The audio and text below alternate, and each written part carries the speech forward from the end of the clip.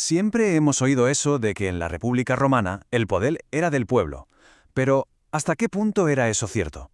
Hoy vamos a meternos de lleno en las asambleas populares, las instituciones donde, al menos en teoría, residía la soberanía del ciudadano romano.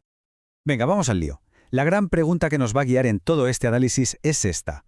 Más allá del famosísimo Senado y de los magistrados, ¿qué poder tenía de verdad el ciudadano de a pie? Y para responder a eso, tenemos que entender qué eran los comicios. Los comicios, que vienen del latín reunirse en común, eran uno de los tres grandes pilares del sistema republicano, junto al Senado y a las magistraturas. Eran, por así decirlo, la voz del populus romanus. Pero, y aquí viene lo interesante, vamos a ver que no todas las voces gritaban con la misma fuerza, ni mucho menos.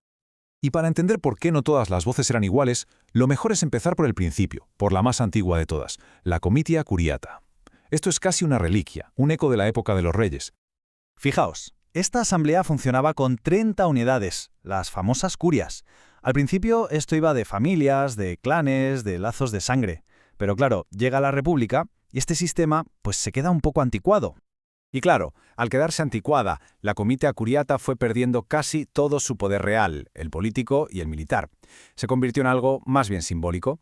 Sus tareas pasaron a ser confirmar nombramientos de sacerdotes, autorizar adopciones y también, ojo, validar la famosa Lex Curiata de Imperio, que era como el último sello ceremonial que se le ponía al poder de los magistrados, que en realidad ya habían sido elegidos en otras asambleas. Vale, dejamos atrás lo simbólico y nos metemos en la arena de verdad.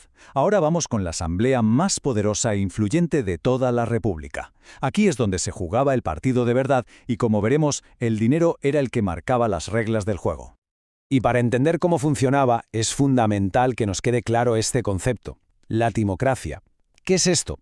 Pues un sistema donde tu poder político, el peso de tu voto, depende directamente de tu riqueza. Ni más ni menos.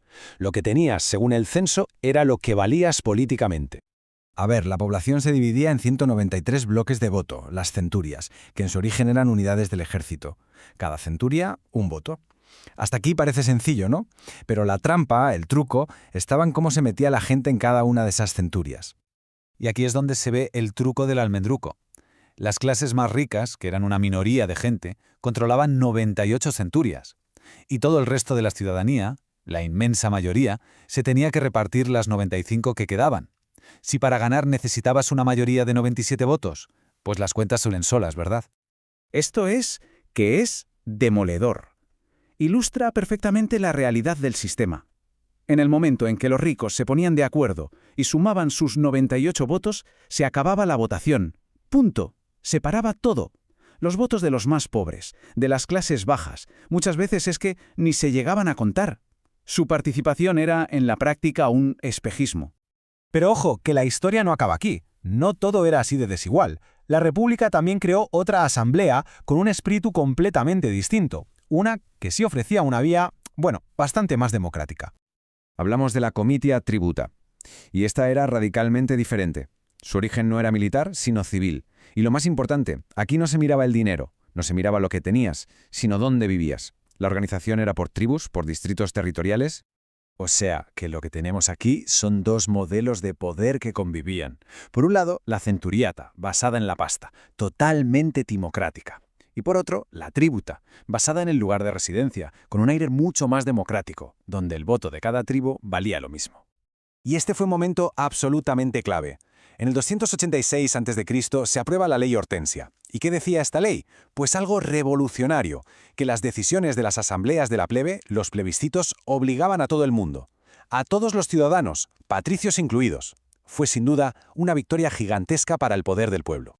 Muy bien, ya sabemos qué tipos de asambleas había, pero ahora vamos a ver cómo funcionaban en el día a día. ¿Qué podían hacer exactamente? ¿Cuáles eran las reglas del juego? Pues básicamente sus poderes se resumían en tres grandes áreas. La primera, la legislativa, aprobar o rechazar leyes. La segunda, la judicial, actuaban como una especie de tribunal supremo para casos con pena de muerte. Y la tercera, y fundamental, la electoral, eran las que elegían a los cónsules, a los pretores, a la gente que iba a gobernar Roma. Pero, y aquí viene un pero muy grande, una limitación crucial. Las asambleas no podían reunirse por su cuenta. No era que el pueblo dijera, oye, vamos a juntarnos y a votar una ley. No. No, siempre dependían de que un alto magistrado los convocara. El poder del pueblo, por así decirlo, necesitaba que alguien con poder le diera el interruptor. El proceso era súper formal. Primero, la convocatoria del magistrado. Después se presentaba la propuesta de ley, la rogatio. Luego venía la votación en sí, la votatio, que por cierto pasó de ser a voz en grito a ser secreta con una tablilla escrita en el siglo II a.C., lo que dio mucho más poder al voto individual. Y al final se proclamaba el resultado, la renunciatio, y la ley entraba en vigor al momento. Y aquí tenemos otra limitación fundamental de su poder. Los ciudadanos no podían debatir la ley ni proponer cambios. Su papel era un sí o un no. O votaban, como pides, aceptando la nueva ley, o por lo antiguo, rechazándola. No había más opciones. Hemos visto cómo nació y cómo funcionó este poder popular, pero ¿cómo se apagó? El final de los comicios es casi más sorprendente que su propia historia. Y es que, en contra de lo que podríamos imaginar, no hubo una gran revolución, no hubo un drama. Nadie llegó y dijo, se acabaron las asambleas. Ningún dictador firmó un decreto para prohibirlas. Su final fue mucho más silencioso y, si me apuran, hasta más inquietante. Sencillamente, se fueron apagando. Su poder se desvaneció. Al llegar el imperio, en el siglo I después de Cristo, los magistrados primero y los emperadores después simplemente dejaron de convocarlas. Y claro, unas asambleas que necesitaban esa llamada para existir, pues cayeron en el olvido. Murieron literalmente de silencio. Y todo esto nos deja con una reflexión final, ¿no? La historia de las asambleas de Roma no es solo una cosa del pasado. Nos plantea una pregunta que nunca pasa de moda. Una pregunta sobre el poder ciudadano. ¿Qué pasa cuando las herramientas que tiene un pueblo para hacerse oír dejan de usarse? Roma nos da una respuesta y también una seria advertencia.